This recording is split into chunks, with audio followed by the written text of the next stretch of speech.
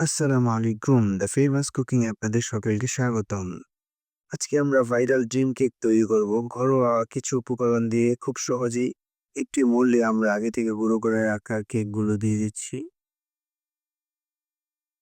এরপর একটি চামচের সাহায্যে আমরা এটাকে সুন্দর করে সমান করে দিচ্ছি। এরপরে আমরা এখানে সুগার সিরাপ দিয়ে দিচ্ছি। এরপরে আমরা এখানে আইসক্রিম দিয়ে দিচ্ছি। আবার আমরা উপর দিয়ে কেকগুলো দিয়ে দিচ্ছি।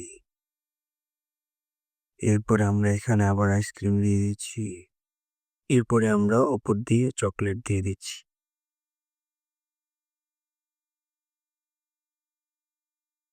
এরপরে আমরা এটাকে ফ্রিজে রেখে ঠান্ডা করে নেব।